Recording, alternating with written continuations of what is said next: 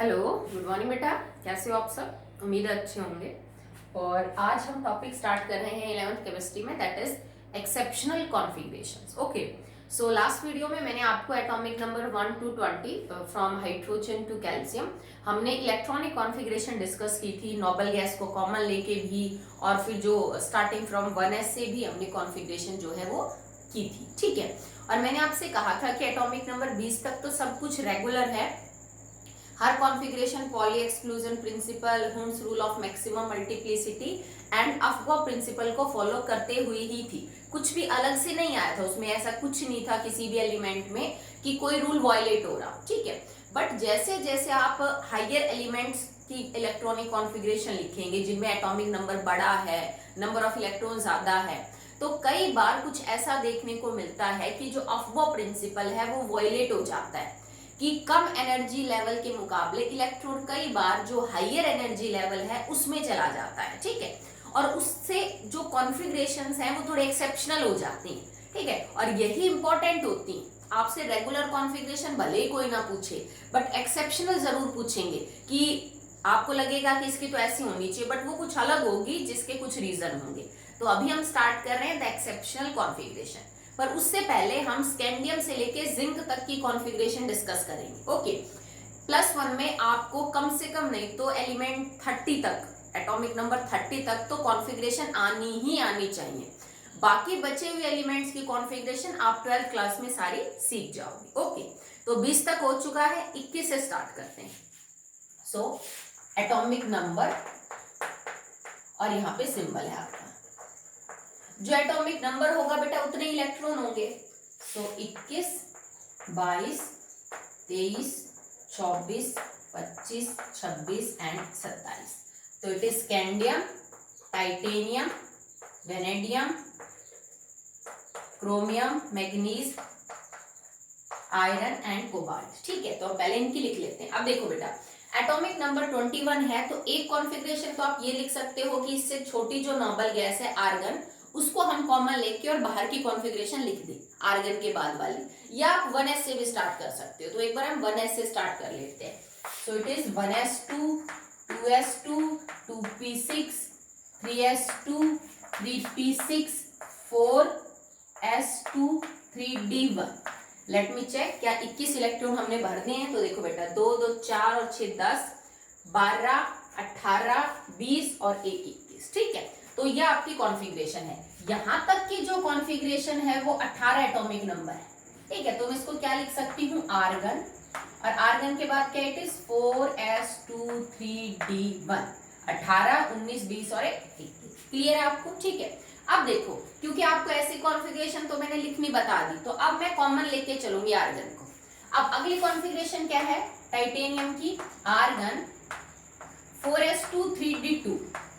Now vanadium की, argon 4s2 3d3।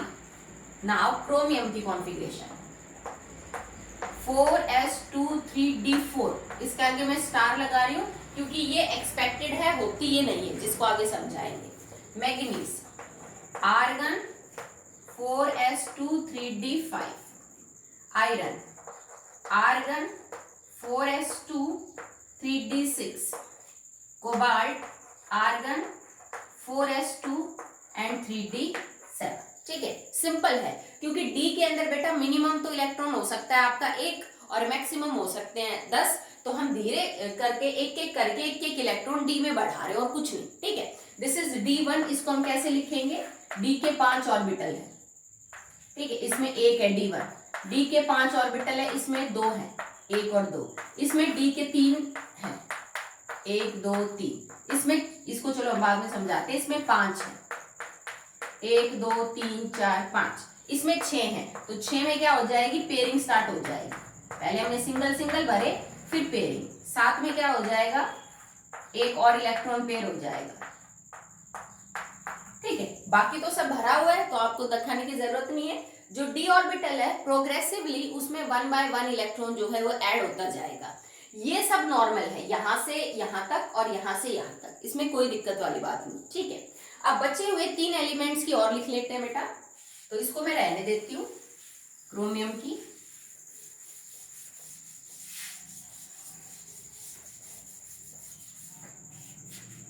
Next है 28, 29 और 30।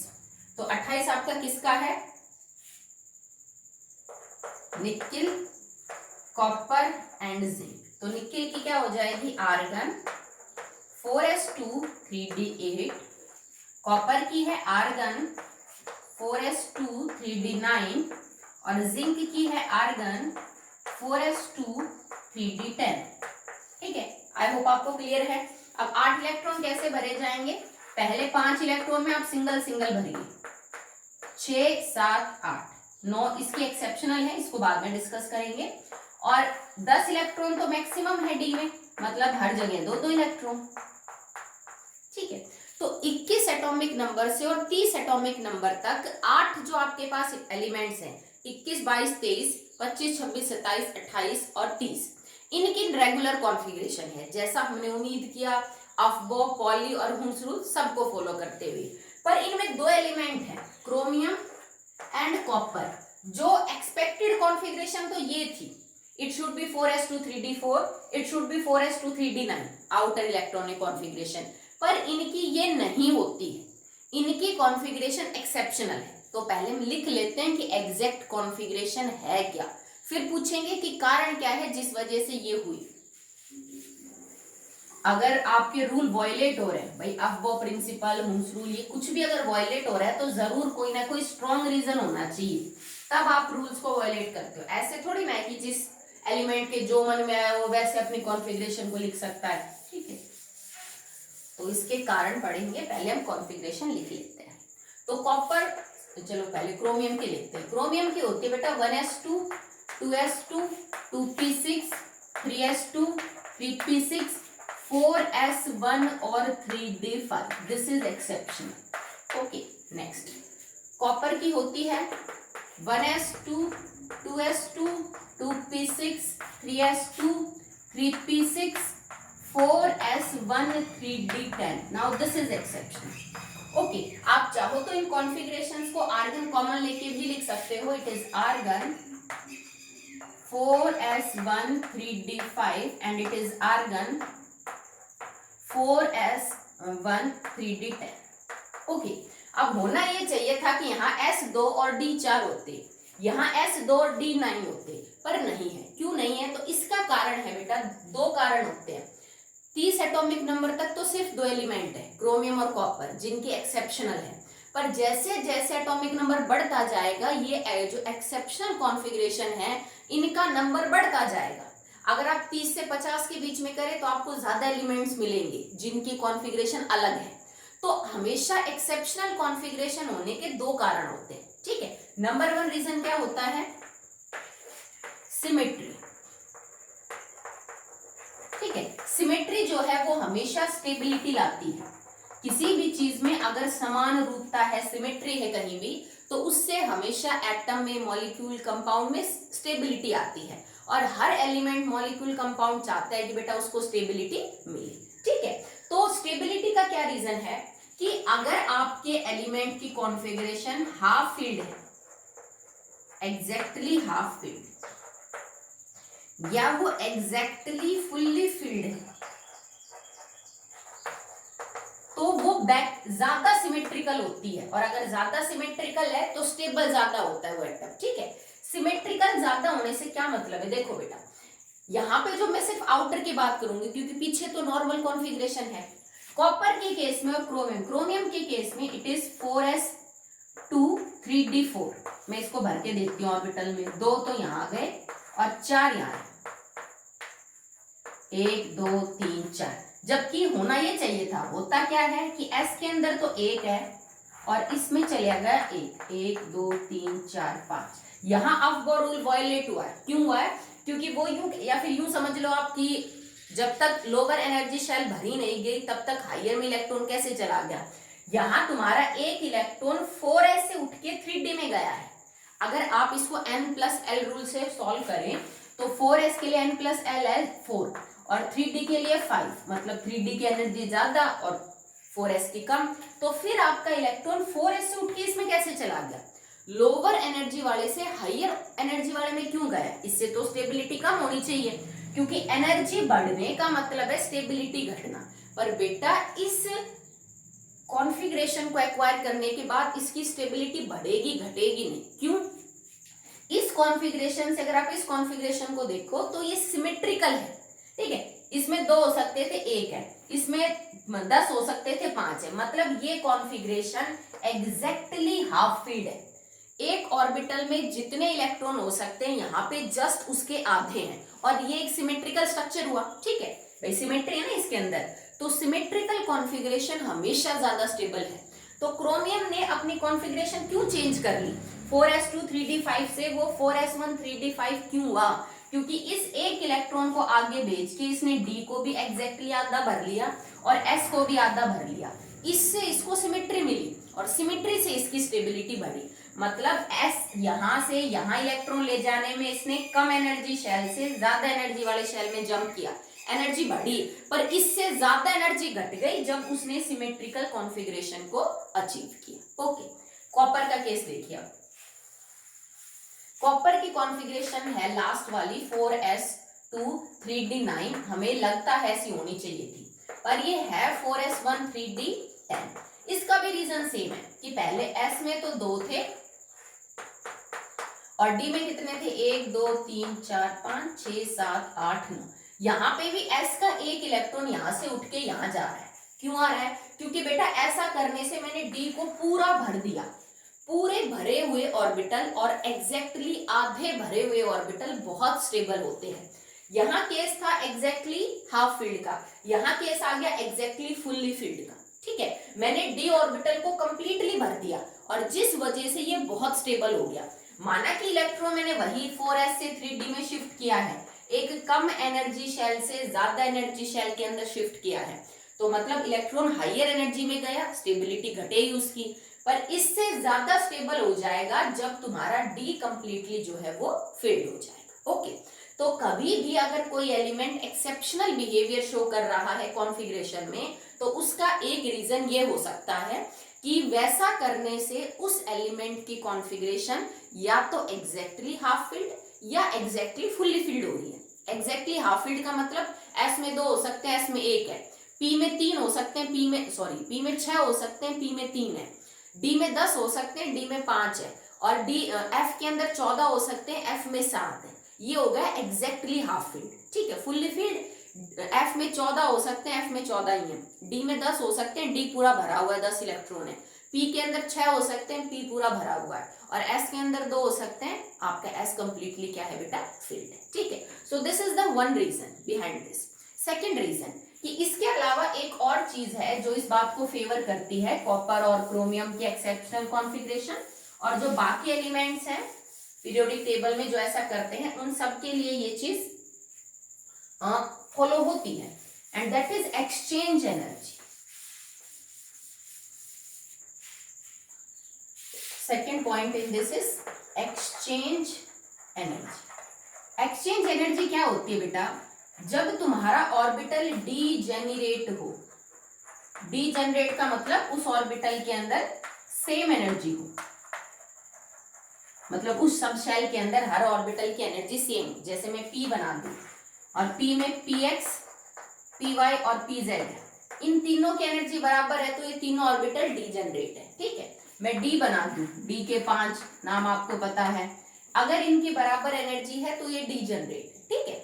तो क्या होता है कि अगर आपकी कॉन्फ़िगरेशन एग्जैक्टली हाफ फील्ड और फुल्ली फील्ड है तो उसमें एक्सचेंज एनर्जी का रोल आ जाता है, जिससे स्टेबिलिटी बढ़ती है। कैसे? जैसे मानो मैंने डी के अंदर 5 इलेक्ट्रॉन भरे जो एग्जैक्टली हाफ फील्ड कॉन्फ़िगरेशन है, ठीक है, और ये डीजेनरेट ऑर्बिटल है, मतलब 5 ऑर्बिटल की एनर्जी बराबर बराबर है, तो इलेक्ट्रॉन अपनी जगह को बदलते रहते हैं। ये नहीं है बेटा कि ये इलेक्ट्रॉन यहाँ फिक्स हो गया तो इसी में रहेगा, ये यहाँ भी जा सकता है, ये यहाँ भी, ये यहाँ भी, ये यहाँ भी, क्योंकि सबकी एनर्जी बराबर ही तो है। तो देखो, हो सकता है ये इलेक्ट्रॉन यहाँ आए और ये इलेक्ट्रॉन यहाँ आए, ये पहला एक्सचेंज हो गया, मतलब ये इलेक्ट्रॉन इधर चला गया, ये इलेक्ट्रॉन इधर, पहला एक्सचेंज हुआ। हो सकता है ये इलेक्ट्रॉन यहाँ चला जाए, ये इलेक्ट्रॉन इधर जाए, दूसरा एक्सचेंज हुआ। ये इलेक्ट्रॉन यहाँ चला जाए, ये यहाँ जाए, तीसरा एक्सचेंज हुआ, ठीक है। ये इलेक्ट्रॉन यहाँ जाए और ये इलेक्ट्रॉन इधर चला जाए, मतलब इस इलेक्ट्रॉन को अगर मैं एक बार इधर, एक बार इधर, एक बार इधर और एक बार इधर भेजूं तो ये 4 जगह एक्सचेंज कर सकता है। तो कितने एक्सचेंज हुए? 4, इस इलेक्ट्रॉन की वजह से। ठीक है, अब इसकी वजह से देखो भाई, ये इलेक्ट्रॉन और ये इलेक्ट्रॉन तो अपनी जगह बदल ही चुके। अब ये इलेक्ट्रॉन यहाँ जा सकता है, ये इलेक्ट्रॉन यहाँ जा सकता है और ये इलेक्ट्रॉन यहाँ। इसका मतलब ये यहाँ जा सकता है, ये यहाँ, ये यहाँ जा सकता है, ये यहाँ, ये यहाँ और ये यहाँ। टोटल कितने एक्सचेंज हो गए? 3 प्लस में 3। अब इस इलेक्ट्रॉन का चेक करो, ये इलेक्ट्रॉन यहाँ जा सकता है, ये इलेक्ट्रॉन यहाँ जा सकता है, मतलब ये यहाँ जा सकता है, ये यहाँ जा सकता है, ये यहाँ। कितने एक्सचेंज हो गए? 2। ठीक है, और लास्ट क्या बच गया आपके पास? ये इलेक्ट्रॉन इधर जा सकता है, ये वाला इधर और ये वाला इधर। कितने एक्सचेंज हो गए? 1। आप टोटल जो है वो नंबर ऑफ एक्सचेंज गिन लीजिए, कितने हुए? 4 + 3 7, 7 और 1 8 एंड 9 और 10। टोटल 10 एक्सचेंज पॉसिबल है अगर d ऑर्बिटल में एग्जैक्टली हाफ फील्ड कॉन्फ़िगरेशन है। अगर ये f ऑर्बिटल होता तो उसमें 7 इलेक्ट्रॉन होते तो और एक्सचेंज पॉसिबल हो पाते। ठीक है, अगर ये p ऑर्बिटल होता 1 2 3, तो ये इलेक्ट्रॉन यहाँ जा सकता था, ये यहाँ, ये इलेक्ट्रॉन यहाँ जा सकता था, ये यहाँ, ये इलेक्ट्रॉन यहाँ जा सकता था और ये यहाँ। इसमें टोटल 3 एक्सचेंज पॉसिबल होते। ठीक है, अगर आपकी कॉन्फ़िगरेशन फुल्ली फील्ड है, मतलब जैसे ये 1 2 3 4 5 6, तब भी तो ये डिजेनरेट है, तो भी ऐसा ही हो सकता है, ये इलेक्ट्रॉन इधर जाए, ये इधर, ये इधर जाए, ये इधर। तो जब तुम्हारी कॉन्फ़िगरेशन एग्जैक्टली फुल्ली फील्ड हो या एग्जैक्टली हाफ फील्ड हो तो इलेक्ट्रॉन्स अपनी जगह ज्यादा से ज्यादा एक्सचेंज कर पाते हैं। और जब कोई इलेक्ट्रॉन अपने दूसरे ऑर्बिटल से अपनी पोजीशन एक्सचेंज करता है तो एक एनर्जी बाहर निकलती है जिसको हम एक्सचेंज एनर्जी बोलते हैं। This is the amount of energy released जब इलेक्ट्रॉन अपनी पोजीशन बदलते हैं। तो इसका मतलब इलेक्ट्रॉन जितनी बार अपनी जगह बदलेगा उतनी बार एनर्जी बाहर निकालेगा, तो अपनी एनर्जी वो कम कर रहा है, और lesser is the energy, higher is the stability. ठीक है, तो एग्जैक्टली फुल्ली फील्ड और हाफ फील्ड कॉन्फ़िगरेशन में इलेक्ट्रॉन मैक्सिमम अपनी पोजीशन बदल सकता है, जिस वजह से वो बहुत ज्यादा एनर्जी बाहर निकालता है। एनर्जी बाहर निकाली तो मतलब खुद की एनर्जी कम करी और स्टेबिलिटी क्या कर दी? बढ़ा दी। अब तुम सोच के देखो कि डी के अंदर खाली 3 इलेक्ट्रॉन होते, 5 ना होते, 1 2 3, तो कौन कौन से एक्सचेंज पॉसिबल थे? 1 2 एक्सचेंज तो ये पॉसिबल थे, 1 और ये 1, बस 3 के एक्सचेंज पॉसिबल थे। जबकि आपने देखा कि 3 के बजाय अगर मेरे इलेक्ट्रॉन 5 हुए तो 10 एक्सचेंज पॉसिबल हुए। अगर 4 होते तो देखो, एक एक्सचेंज ये, दूसरा एक्सचेंज ये, तीसरा एक्सचेंज ये, चौथा एक्सचेंज ये, पांचवा एक्सचेंज ये और छठा एक्सचेंज ये, इसमें 6 एक्सचेंज पॉसिबल थे। तो एग्जैक्टली हाफ फील्ड और फुल्ली फील्ड में नंबर ऑफ एक्सचेंज ज्यादा है, जिस वजह से अमाउंट ऑफ एनर्जी ज्यादा रिलीज होती है, तो स्टेबिलिटी आपकी बढ़ेगी। ठीक है, तो जब कभी भी किसी एलिमेंट की एक्सेप्शनल कॉन्फ़िगरेशन है, या तो वो एग्जैक्टली हाफ और फुल्ली फील्ड है, ठीक है, और इसी वजह से उसकी एक्सचेंज एनर्जी भी ज्यादा बाहर निकलती है, तो दोनों ही कंडीशन में उसकी स्टेबिलिटी बढ़ती है, सिमेट्री से भी और एक्सचेंज एनर्जी के रिलीज होने से भी। अब समझ में आया कि हम 4s से इलेक्ट्रॉन को 3d में भेज रहे हैं, कम एनर्जी से ज्यादा एनर्जी में। क्यों? क्योंकि वो मान लीजिए एनर्जी बढ़ गई खाली 50 किलो जूल, भाई मैंने 4s से 3d में इलेक्ट्रॉन को शिफ्ट किया, उसकी एनर्जी 50 किलो जूल बढ़ी, पर इस ऐसा करने से जो एक्सचेंज एनर्जी रिलीज हुई वो 200 किलो जूल थी। तो अभी भी तुम्हारा molecule 150 kilo joule energy release ही कर रहा है, एटम रिलीज ही कर रहा है ना, तो फायदे का सौदा है। इस वजह से कॉन्फ़िगरेशन एक्सेप्शनल होती। ओके, आगे देखिए,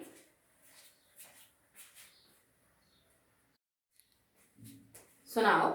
after completing the electronic configuration up to atomic number 30, आपका होमवर्क रहेगा कि आप 31 से 40 तक की इलेक्ट्रॉनिक कॉन्फ़िगरेशन खुद लिख के देखिए। ओके, अभी के लिए इतना ही कर लेना, क्योंकि बुक में तो आपकी 118 एलिमेंट तक इलेक्ट्रॉनिक कॉन्फ़िगरेशन दे रखी है, पर अभी उसके अंदर आप इतना ज्यादा टाइम मत लगाइए, बिकॉज +2 के अंदर हमें S P D F block सब पढ़ने हैं, तो पूरी पीरियोडिक टेबल कवर करनी होती है हमें 11th और 12th में, तो वहां हमें हर एलिमेंट को इंडिविजुअली पढ़ना है। ठीक है, अभी तो आप जैसे सारी पीरियोडिक टेबल की कॉन्फ़िगरेशन कर रहे हो, जबकि 11th और 12th में आपको एक एक एलिमेंट के बारे में पढ़ना है। ठीक है, सारे के सारे आपको ब्लॉक पढ़ने, एस पी डी एफ, तो वहां वो कॉन्फ़िगरेशंस कंप्लीट हो जाएंगी। तो अभी के लिए आप खाली 40 तक कॉन्फ़िगरेशन को जो है वो लिख लीजिए। ओके, तो बाकी आपके पता है कि 100 से ऊपर वाले जो एटॉमिक नंबर है उनके लिए हम अलग ही सिस्टम यूज करते हैं, वो अननिल वाला जो करते हैं, ठीक है। तो 40 नंबर तक, एटॉमिक नंबर तक कॉन्फ़िगरेशन आप लिख लीजिए।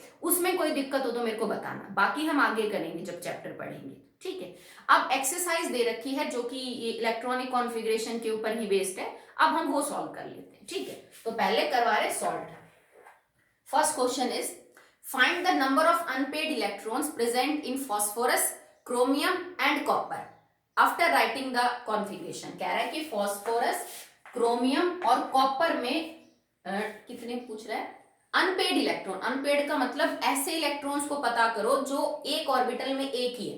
अनपेड का मतलब है जिसको पेयर ना किया गया हो। तो पेयर भाई एक ऑर्बिटल में दो हो सकते हैं, अब दो का मतलब पेयर, तो पेयर नहीं होने का मतलब एक है, ठीक है। तो देखो कॉन्फ़िगरेशन बिना लिखे कुछ नहीं होगा। 1s2 2s2 2p6 3s2 3p3, ठीक है। 1s2 2s2 2p6 3s2 3p6 4s1 3d5. It is 1s2 2s2 2p6 3s2 3p6 4s1 3d10 लिख दी। अभी करी हमने कॉन्फ़िगरेशन। देखो s में दो पेयर, s में दो पेयर, p के अंदर 6 मतलब सब पेयर है, s के अंदर दो सब पेयर है। पर अगर मैं p ऑर्बिटल देखूं तो p में 3 है, तो हुंग्स रूल के अकॉर्डिंग पहले 3 एक एक करके भरे जाएंगे। तो कितने अनपेड इलेक्ट्रॉन हुए, 3, क्योंकि बाकी तो सब जोड़े में है। क्रोमियम में देखो ये पेयर, ये पेयर, ये भी पेयर, ये भी पेयर, ये भी पेयर, ये सब पेयर है। पर s के अंदर एक इलेक्ट्रॉन है मतलब अनपेड है, और d में 5 है, वो भी सिंगल सिंगल ही है। तो टोटल 5 और 1 6 अनपेड इलेक्ट्रॉन है, ठीक है। अगर तुम कॉपर का केस चेक करो तो यहां तक तो सारे ही पेयर है, और डी में भी 10 है मतलब सारे के सारे पेयर है। सिर्फ एस के अंदर क्या है बेटा, एक अनपेड इलेक्ट्रॉन। समझ आया, सिंपल है, ठीक है। और अनपेड इलेक्ट्रॉन के होने की वजह से ही आपका एलिमेंट क्या होता है, पैरामैग्नेटिक। क्योंकि अनपेड का मतलब है इस इलेक्ट्रॉन की कोई स्पिन है, इसका खुद का मैग्नेटिक मूवमेंट है, तो ये बाहर की मैग्नेट से क्या होगा बेटा, अट्रैक्शन फील करेगा। ओके, अगर जैसे तुम जिंक को लेके जाओगे इसके पास, मैग्नेट के पास, तो जिंक कभी मैग्नेट को अट्रैक्ट नहीं करता, लोहा करता है। क्यों, क्योंकि जिंक की बाहर की कॉन्फ़िगरेशन होती है 4s2 3d10। जिंक में सारे इलेक्ट्रॉन भरे हुए होते हैं, सब पेयर होते हैं, ठीक है। जैसे यहाँ पे एक s के अंदर और इलेक्ट्रॉन आ जाएगा तो 29 से वो 30 एटॉमिक नंबर हो गया। जिंक में कोई अनपेड इलेक्ट्रॉन है ही नहीं, तो सब अपनी स्पिन को कैंसिल कर देते हैं और ये होगा डायामैग्नेटिक। अगला देखिए, right the electronic configuration of the elements with the following atomic number. कौन कौन से हैं, 3 8 14 17 21 38 एंड 57। तो यहां तक तो मैंने आपको समझा दी है, 38 रेगुलर है, कोई दिक्कत वाली बात नहीं है, ठीक है। जो 57 एटॉमिक नंबर है उसकी भी नॉर्मल कॉन्फ़िगरेशन है, कोई दिक्कत नहीं है कि आपको एक्सेप्शनल है या और है। तो 57 वाले की कॉन्फ़िगरेशन कैसे लिखोगे, ये मेथड यूज करो, 1s2 2s2 2p6। ये लिखने का पैटर्न मैंने बता रखा है, बढ़ते हुए ऑर्बिटल्स एनर्जी के, बस आप 57 इलेक्ट्रॉन भर दो, सिंपल है, ठीक है। नेक्स्ट है what atoms are included by following electronic configuration. अब आपको कॉन्फ़िगरेशन दे रखी है और आपको पता करना है एक्चुअली में कि ये किसकी कॉन्फ़िगरेशन है। इस क्वेश्चन के बाद आपको ग्रुप और पीरियड निकालना भी सिखा रखा है, तो वो मैं तुम्हें 10th में भी बता चुकी हूँ, पहली बात। दूसरी, जो अगला चैप्टर आपका है वो पूरा पीरियोडिक टेबल के ऊपर बेस्ड है, पीरियोडिक क्लासिफिकेशन ऑफ एलिमेंट्स। तो वहां हम हर एलिमेंट का ग्रुप और पीरियड निकालना इंडिविजुअली सीखेंगे, तो उसको अगले चैप्टर में कर लेंगे, ठीक है। देखो तो कॉन्फ़िगरेशन क्या है, 1s2 2s2 2p1, तो 2 2 4 और 1 5, this is boron, okay. Argon 4s2 and 3d1। तो आर्गन का मतलब 18 19 20 और 21, ये किसकी है, स्कैंडियम की। तो कॉन्फ़िगरेशन देख के आप एटॉमिक नंबर, उसका सिंबल सब बता सकते हो। नहीं तो अगर आपको सिंबल दे रखा है, एटॉमिक नंबर दे रखा है, तो उससे आप ये बता सकते हो कि इस एलिमेंट की इलेक्ट्रॉनिक कॉन्फ़िगरेशन क्या है। इलेक्ट्रॉनिक कॉन्फ़िगरेशन से उसका group, period, number of valence electron, valency सब पता की जा सकती है, ठीक है। अगला है fourth, a neutral atom of element has, उसकी कॉन्फ़िगरेशन कह रहा है बेटा 2k 8l और 5m। मतलब ये है कि k शेल में 2, l में 8 और m में 5 है। तो देखो 8 और 2 10 और 5 15, मतलब टोटल 15 इलेक्ट्रॉन है। और कह रहा है कि एटम न्यूट्रल है, मतलब उस पर कोई पॉजिटिव नेगेटिव चार्ज भी नहीं है। तो मतलब 15 इलेक्ट्रॉन के साथ एटॉमिक नंबर क्या हो गया, तो फिर तो 15। फास्फोरस की बात कर रहा है। Find out the atomic number 15, ठीक है। टोटल नंबर ऑफ इलेक्ट्रॉन्स 15 है इसके अंदर, ठीक है। टोटल नंबर ऑफ प्रोटॉन, तो जितने इलेक्ट्रॉन उतने प्रोटॉन, तो 15 proton. Number of protons in the nucleus, 1 second, total number of, okay sorry, proton तो 15 है, इसने पूछा है total number of P electrons, मतलब इस इलेक्ट्रॉन की कॉन्फ़िगरेशन में पी के अंदर टोटल कितने इलेक्ट्रॉन आएंगे, टोटल पी। ये नहीं कह रहा कि मतलब 2p है 3p है, जो भी है। तो चलो लिखते हैं 1s2 2s2 2p6 3s2 3p3, 6 और 2 8 और 2 10, 2 12 और 3 15।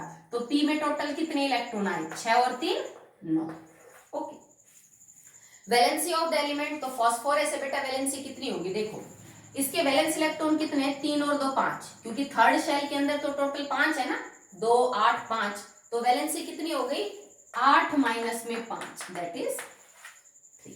क्लियर है आपको। चलिए नेक्स्ट देखिए, give the electronic configuration of the following ions. Now that's important कि अगर आपको किसी न्यूट्रल एटम की नहीं, किसी आयन की कॉन्फ़िगरेशन लिखनी है, जैसे मैं बोलूं सोडियम पॉजिटिव की लिखो, Fe2 पॉजिटिव की लिखो, तो एक गोल्डन रूल है जो आप याद रखेंगे हमेशा, कभी भी किसी आयन की कॉन्फ़िगरेशन लिखनी हो, चाहे वो पॉजिटिव हो चाहे वो नेगेटिव, तो पहले आप उसके न्यूट्रल एटम की कॉन्फ़िगरेशन लिखेंगे, और न्यूट्रल एटम की कॉन्फ़िगरेशन लिखने के बाद अगर वो पॉजिटिव है तो उसमें से इलेक्ट्रॉन्स को बाहर कर देंगे, उतने को जितना पॉजिटिव है, और अगर वो नेगेटिव है तो उतने इलेक्ट्रॉन्स को आप अंदर ले आएंगे। मतलब पहले न्यूट्रल एटम की कॉन्फ़िगरेशन लिखनी है, उसमें इलेक्ट्रॉन बाहर अंदर करने, ये नहीं कि मैं यूं बोल दूं कि Fe2 पॉजिटिव की कॉन्फ़िगरेशन लिखो, तुम क्या कहो, मैडम आयरन का तो होता है 26, 26 में से 2 घटा दो 24, 24 एटॉमिक नंबर की कॉन्फ़िगरेशन, गलत हो जाएगी। कभी कभी सही भी हो जाती है कि चाहे सीधे घटा दो या फिर मतलब डायरेक्ट लिख दो, कोई फर्क नहीं पड़ रहा, तो वो तुक्के वाली बात है बेटा। बट अगर आपको हमेशा सही होना है तो पहले न्यूट्रल एटम की कॉन्फ़िगरेशन लिखो, उसके बाद उसमें से इलेक्ट्रॉन निकालो या फिर एंटर करवाओ। डायरेक्ट घटा के मत करो कि भाई सोडियम के ऊपर तो जैसे मान लीजिए पॉजिटिव 1 है, 11 में से 11 10 की कॉन्फ़िगरेशन लिख दो, ये सही भी हो जाएगी, पर हर बार ये सही नहीं होती है, ठीक है। तो देखो अब आपको लिखनी है आयंस की कॉन्फ़िगरेशन, तो चेक करिए 1 is Cu2 positive, copper 2 positive की, तो मैं सबसे पहले कॉपर की लिखती हूँ। कॉपर की क्या है, 1s2 2s2 2p6 3s2 3p6 4s1 and 3d10, ये ठीक है। तो इलेक्ट्रॉन देखो आपको 2 निकालने हैं क्योंकि उसके ऊपर +2 है, तो इलेक्ट्रॉन्स आप डी से मत निकालना है क्योंकि डी तो पूरा भरा हुआ है, वो इलेक्ट्रॉन नहीं देना चाहेगा, वो क्यों देगा, उसको तो स्टेबिलिटी मिल गई D10 होने से, तो इलेक्ट्रॉन पहले S से जाएगा, ठीक है। तो 2 इलेक्ट्रॉन बाहर निकालने हैं, तो सबसे देखो बाहर की तरफ तो बेटा 4s ही रहेगा, वैलेंस इलेक्ट्रॉन तो 4th शेल में ही है, एक इलेक्ट्रॉन तो यहां से निकाल दो, पर अभी भी एक इलेक्ट्रॉन और निकालना है, तो वो फिर और किस में से जाएगा, डी में से जाएगा। तो अब कॉन्फ़िगरेशन आपकी ये हो जाएगी, आर्गन, यहां तक आर्गन, उसके बाद एस तो खाली हो गया एक इलेक्ट्रॉन के बाद, और डी में कितने बचे हैं, 9, तो ये कॉन्फ़िगरेशन आप लिखोगे, that is argon 3d9, okay, क्योंकि एक इसमें से गया और एक इसमें से। अब मान लो किसी बच्चे ने इसको यूं सोचा हो 29 में से 2 इलेक्ट्रॉन घटा दिए 27, मैं एटॉमिक नंबर 27 की कॉन्फ़िगरेशन लिख देता हूं, तो 27 आपके पास जो है दैट इज कोबाल्ट, और कोबाल्ट की कॉन्फ़िगरेशन ये होती है बेटा आर्गन 4s2 3d7, ये गलत है। अब तुमने चेक किया कॉपर 2 पॉजिटिव की कॉन्फ़िगरेशन आई आर्गन 3d9, जबकि अगर कोई बच्चा यहां से सीधे 2 घटा के 27 एटॉमिक नंबर की कॉन्फ़िगरेशन लिखता तो वो लिखता आर्गन 4s2 3d7, गलती होता ना, क्योंकि हमें पता है S में से इलेक्ट्रॉन निकलेंगे, D में से नहीं निकलेंगे भाई, 3d यहाँ है और 4s यहाँ है, तो बाहर वाली शेल से इलेक्ट्रॉन निकलेंगे, अंदर वाले से थोड़ी ना निकलेंगे, तो आप गलती कर सकते हो। पर मान लो जैसे कोई बच्चा यूं कर दे सोडियम पॉजिटिव 1, भाई नियॉन बढ़ गया, नियॉन की कॉन्फ़िगरेशन लिख देता हूँ 1s2 2s2 2p6। ये सही है बाय चांस, क्योंकि इसमें s का एक इलेक्ट्रॉन निकालने के बाद ये p6 ही बचेगा, ठीक है। तो वो कई बार सही भी हो जाता है तुक्के से, पर आप इस चीज पे बिल्कुल केयरफुल रहिए, ठीक है। नेक्स्ट है क्रोमियम 3 पॉजिटिव। अब मैं सबसे पहले क्रोमियम की कॉन्फ़िगरेशन लिखूंगी 1s2 2s2 2p6 3s2 3p6 4s1 and 3d5। Chromium के एक्सेप्शनल है, 3 इलेक्ट्रॉन निकालने हैं, तो बेटा एक तो s से जाएगा ही जाएगा, पर फिर मजबूरी में 2 तो आपको d से निकालने ही पड़ेंगे। मानना उसकी एग्जैक्टली हाफ फील्ड थी, एग्जैक्टली फुल्ली फील्ड थी, पर इलेक्ट्रॉन निकल गए तो देने ही पड़ेंगे उसको। तो यहां से आप बाहर निकाल दो 2 और यहां से एक बाहर निकाल दो, तो क्या कॉन्फ़िगरेशन बची 3d3, ठीक है। तो ये तो आर्गन की कॉन्फ़िगरेशन है, तो आप इसको कैसे लिख सकते हो आर्गन 3d3, ठीक है। अब कोई इसको यूं समझे कि भाई क्रोमियम का तो जो है ना दैट इज एटॉमिक नंबर 24 में से 3 21 का लिख देते हैं, तो 21 बेटा स्कैंडियम का है, और स्कैंडियम की कॉन्फ़िगरेशन होती है argon 4s2 3d1 and it is not the same. यहां आपने लिखा है आर्गन 4s2 3d1, यहां कॉन्फ़िगरेशन है आर्गन 3d3, तो थोड़ा केयरफुल होकर आप इसको क्वेश्चन को करेंगे। नेक्स्ट देखिए,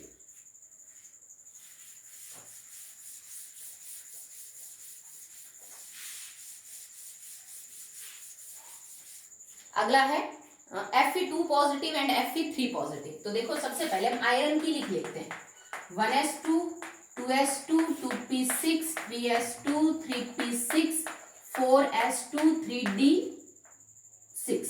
this is the configuration of iron whose atomic number is 26। Check कर लीजिए 10 तो 12 18 19 20 और 26।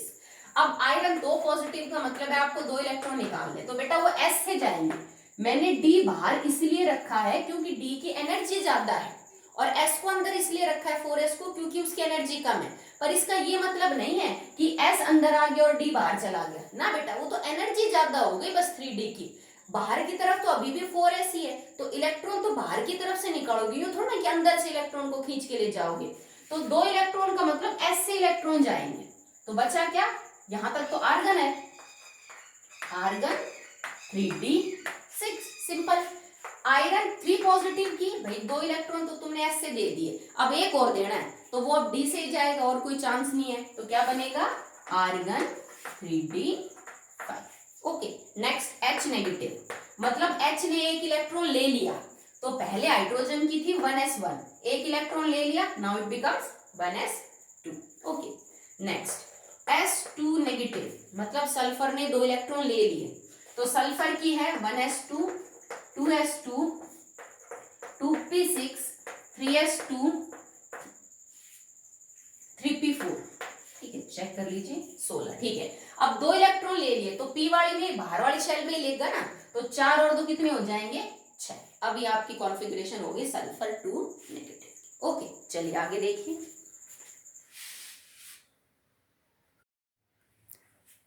एक और चीज बेटा, यू मे गेट कंफ्यूज, जैसे अगर आपको कॉन्फ़िगरेशन लिखनी पड़े लाइक स्कैंडियम की, तो आप उसको यूं लिख सकते हो 1s2 2s2 2p6 3s2 3p6 4s2 and 3d1।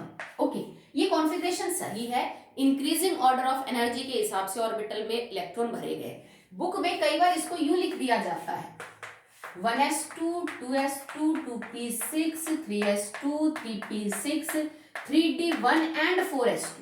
तो तुम ये नहीं समझना इसको कि मैडम 3d की एनर्जी कम होगी 4s, नहीं, वो थोड़ा सा कॉन्फ़िगरेशन को सिंपल करने के लिए लिख देते हैं कि भाई मैं 2 के जो प्रिंसिपल शेल है उनको साथ ले आई, फिर 3 वाले साथ ले आई, फिर क्योंकि बात वही है जो मैंने समझाई, D की 3d की एनर्जी भले ज्यादा हो, पर ये है तो 4s से अंदर की तरफ बेटा, ठीक है भाई। यहाँ 3s होगा, यहाँ 3p होगा, और यहाँ 3d और यहाँ 4s, ये आपका न्यूक्लियस है, तो है तो ये बाहर की तरफ ना, भले ही इलेक्ट्रॉन इसमें पहले भरे गए हो क्योंकि इसकी एनर्जी कम है और इसकी एनर्जी ज्यादा है, पर अगर आप न्यूक्लियस से इनको देखो तो एक्चुअली में 3d पास है और 4s दूर है, तो इसी कॉन्फ़िगरेशन को यूं भी लिख सकते हैं, नो प्रॉब्लम एट ऑल, ठीक है। पर आपको समझ के आना चाहिए क्योंकि एनर्जी 4s की, देखो हमने भरते वक्त क्या किया, 4s के अंदर इलेक्ट्रॉन लिखा और ये आउटर मोस्ट शेल में है, आपकी जो बाहर वाली शेल है स्कैंडियम में 4s है, तो इलेक्ट्रॉन 4s से निकालने ना कि 3d से। तुम यहां कंफ्यूज हो सकते हो कि मैडम ये कॉन्फ़िगरेशन सही है, तो इसका तो जो बाहर वाला ऑर्बिटल है वो 3d है, मतलब वैलेंस इलेक्ट्रॉन तो 3d में है। नहीं बेटा, ये एनर्जी में ज्यादा है, तब हमने इसको पीछे लिखा है। बाहर तो अभी भी 4s ही है, तो इलेक्ट्रॉन 4s से निकलेंगे ना कि 3d से। इसको ध्यान रखना, बाकी सब आराम से कर लोगे। अगला देखिए, discuss the possibility of an atom for existing in the following electronic configuration. अब आपको कुछ कॉन्फ़िगरेशन लिख रखी है, आप पता करो क्या वो सही है, पॉसिबल है कि नहीं। 1s2, 2s2, 2px1, it is possible. भाई s के अंदर 2 है, इस भी s के अंदर 2 है, और px में 1 इलेक्ट्रॉन है, बिल्कुल पॉसिबल है, क्योंकि 2 2 4 और 1 5, ये बोरोन का इलेक्ट्रॉनिक कॉन्फ़िगरेशन। अगली है 1s2, 2s1, 2px में 1, 2py में 1 और 2pz में 1। ये गलत है, क्योंकि जब तक तुम 2s को पूरा भरोगे नहीं, p के अंदर इलेक्ट्रॉन जाएगा नहीं, तो ये कॉन्फ़िगरेशन गलत है। नेक्स्ट है 1s2, 2s1, 2px2 और 2py1, ये भी गलत है।